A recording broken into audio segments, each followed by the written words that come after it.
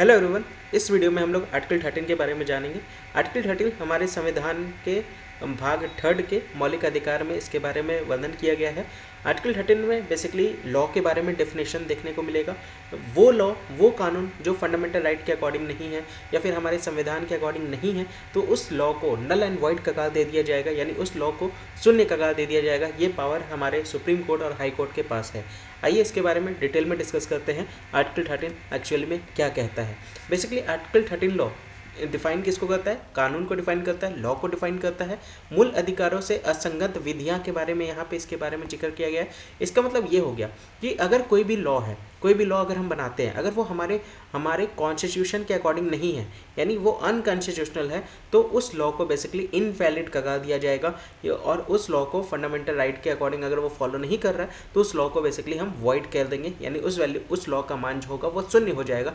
ये पावर हमारे भारत के सुप्रीम कोर्ट के पास और हाई कोर्ट के पास है कि उस लॉ को नल एंड वॉइड करार देने का, अगर वो हमारे कॉन्स्टिट्यूशन के हिसाब से नहीं है, हमारे संविधान के अकॉर्डिंग नहीं है। ठीक है, तो ये ध्यान रख सकते हैं। जो लॉ है, ये कानून जो है वो आर्टिकल 13 में, उसको जैसे हम लोगों ने पिछले वाले आर्टिकल में हम लोगों ने डेफिनेशन ऑफ स्टेट के बारे में पढ़ा था, यानी राज्य की परिभाषा हमने पढ़ी कि कौन कौन से जो ऑर्गेनाइजेशन है वो बेसिकली राज्य के अंदर परिभाषित होंगे।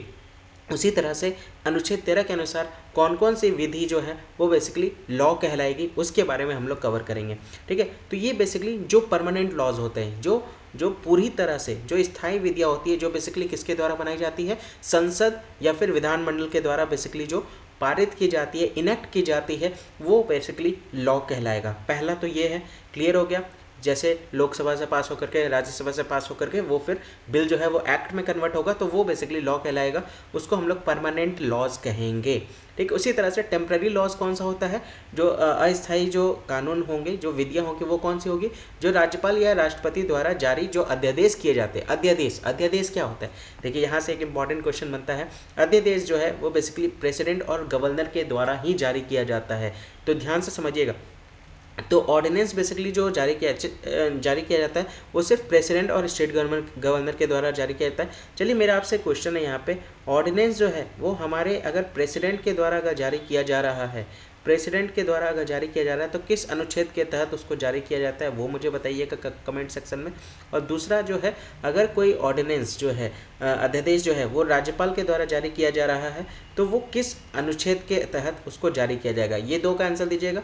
ठीक है, और तीसरा ये है, जो अध्यादेश जो जारी किया जाता है वो मैक्सिमम कितने समय के लिए जारी किया जाता है? टाइम पीरियड मुझे बताइएगा, कितना समय के लिए, मैक्सिमम समय जो है वो अध्यादेश जारी करने में किया जाता है, वो मुझे बताइएगा। ठीक है, तो ये दो चीज़ें मैंने आपको यहाँ पे बताई। ये अस्थायी विधियाँ जो होंगी वो भी बेसिकली जो राज्यपाल और राष्ट्रपति के द्वारा जो पारित की जाती है वो भी विधि के अंदर में आएगी, वो भी लॉज कहलाएगी। ये ध्यान में रख सकते हैं। एक और चीज़ मुझे बताइएगा कि अब अभी जैसे रिसेंट में लास्ट ईयर जो है दिल्ली ऑर्डिनेंस बिल पास हुआ था, आपने पढ़ा होगा। अगर आपने नहीं पढ़ा है तो मुझे वो भी बताइएगा कि दिल्ली ऑर्डिनेंस बिल क्या कहता है। ठीक है, दिल्ली ऑर्डिनेंस बिल पास किया गया था, प्रेसिडेंट के द्वारा पास किया गया था। ठीक है, तो वो मुझे बताइएगा दिल्ली ऑर्डिनेंस बिल क्या था, वो उसको एक्सप्लेन कीजिएगा कमेंट सेक्शन में। ठीक है, अगला अगर मैं बात करूँ तो स्टैच्यूटरी इंस्ट्रूमेंट्स की बात करते हैं। स्टैच्यूटरी इंस्ट्रूमेंट के द्वारा भी जो प्रत्यायोजित विधान की प्रकृति में संवैधानिक साधन, जैसे अध्यादेश हो गया, आदेश हो गया, उपविधि हो गया, नियम हो गया, विनियम हो गया, या फिर कोई नोटिफिकेशन वगैरह भी अगर कोई जारी किया जाता है, किसके द्वारा? जो एग्जीक्यूटिव पावर के द्वारा, जो बेसिकली अगर कोई नोटिफिकेशन वगैरह भी जारी किया जाता है तो वो भी बेसिकली लॉ कहलाता है। और जो कस्टम्स वगैरह हो गए, उनके द्वारा जो फोर्स हो गए, नॉन लेजिस्लेटिव सोर्सेज हो गए, उनके द्वारा भी अगर कोई नोटिफिकेशन जारी किया जाता है तो वो भी बेसिकली लॉ के अंदर में आता है। जैसे फॉर एग्जांपल कुछ सालों पहले जो एक नोटिफिकेशन जारी किया गया था कि हाईवे के 500 मीटर के अंतर्गत कोई भी ठेका नहीं रहेगा, तो वो भी एक क्या था, एक तरह का नोटिफिकेशन था। और उस तरह का नोटिफिकेशन भी बेसिकली क्या कहलाती है, वो एक लॉ के अंदर में आती है। Non legislative source of law के अंदर अगर मैं बात करूँ, ट्रिपल तलाक से रिलेटेड जो मैटर था वो भी एक तरह से क्या था, नॉन लेजिस्लेटिव सोर्स के अंतर्गत आता था। तो वो भी बेसिकली क्या था, प्रत्यायोजित विधान था, जिसको लेकर के वो भी क्या था, गैर विधायी स्रोत के थ्रू वो नोटिफिकेशन जारी किया गया था, तो वो भी बेसिकली विधि कहलाता है। ठीक है, तो वो बेसिकली लॉ के अंदर में होगा। तो ये ध्यान रख सकते हैं कि अगर कोई भी लॉ बनता है, देखिए ध्यान से समझिएगा, कोई भी लॉ होगा उसको अगर वो फंडामेंटल राइट को फॉलो नहीं कर रहा, वो वायलेट कर रहा है मौलिक अधिकार को, अगर वो वायलेट कर रहा है तो उसको क्या कर दिया जाएगा, उसको शून्य कगार कर दिया जाएगा।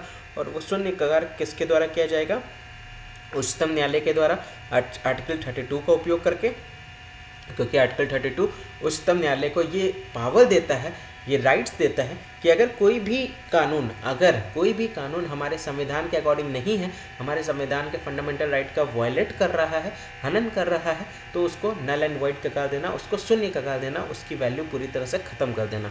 ठीक है। और अगर हाई कोर्ट की मैं बात करूँ तो हाई कोर्ट अनुच्छेद 226 का उपयोग करके ये उस कानून को शून्य कगार कर देगा, ये बात यहाँ पे कही जा रही है। ठीक है, तो ये ध्यान रख सकते हैं। और एक चीज़ और यहाँ पे एक और बात बहुत इंपॉर्टेंट कही गई है कि जो आर्टिकल 13 है, आर्टिकल 13 को के अंतर्गत अगर कोई कॉन्स्टिट्यूशन में अमेंडमेंट होता है, कोई संशोधन होता है, तो उसको कानून नहीं माना जाएगा। ये भी बात यहाँ पे साफ साफ कही जा रही है। और अगर वो कानून नहीं है तो उसको हम चैलेंज भी नहीं कर सकते, उसको हम कोर्ट में उसके अगेंस्ट में वो भी चैलेंज नहीं कर सकते, उसको नल एंड वॉइड कगार भी नहीं कर सकते, क्योंकि वो कानून ही नहीं है। कानून के अंतर्गत रहता तो ही फिर उसको, अगर वो संवैधानिक नहीं होगा तो फिर उसको चैलेंज किया जाएगा। लेकिन यहाँ पे तो उसको कानून ही नहीं माना जा रहा है, जो संशोधन यहाँ पे जो भी संविधान में हो रहा है। तो ये ध्यान में रख सकते हैं। एक और सुप्रीम कोर्ट के द्वारा यहाँ पे केशवानंद भारती केस आया था।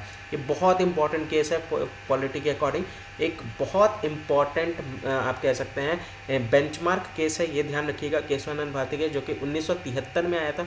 ये क्या था, इसमें ये बोला गया था कि जितने भी संशोधन हो रहे हैं वो सारे चीज़ें जो होंगी उनको चैलेंज किया जाएगा कोर्ट में, जो फंडामेंटल राइट को वायलेट कर रहे हैं। मतलब जो भी संवैधानिक संशोधन हो रहे हैं और वो अगर हमारे फंडामेंटल राइट के नियमों का उल्लंघन कर रहे हैं तो उसको हम चैलेंज कर सकते हैं कोर्ट में, और वो बेसिकली बेसिक स्ट्रक्चर का पार्ट होगा हमारे संविधान का।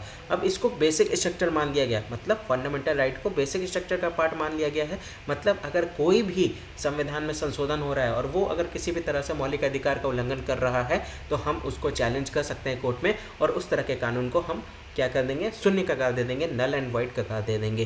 ठीक है, यही बात यहाँ पे आर्टिकल 13 के तहत कही जा रही है। आई होप ये आर्टिकल 13 आपको बहुत अच्छे से समझ में आया होगा। कैसा लगा ये वीडियो ज़रूर बताइएगा, वीडियो को लाइक कर दीजिएगा, शेयर कर दीजिएगा, और ऊपर में आर्टिकल्स का प्लेलिस्ट आ रहा है, इसके साथ साथ बाकी सारे आर्टिकल्स आप उसको कवर कर लीजिएगा, ताकि आपको हर एक आर्टिकल के बारे में बहुत अच्छे से नॉलेज रहे। कमेंट्स में ज़रूर बताइएगा वीडियो कैसा लगा। मिलते हैं अगले आर्टिकल के साथ। Thank you.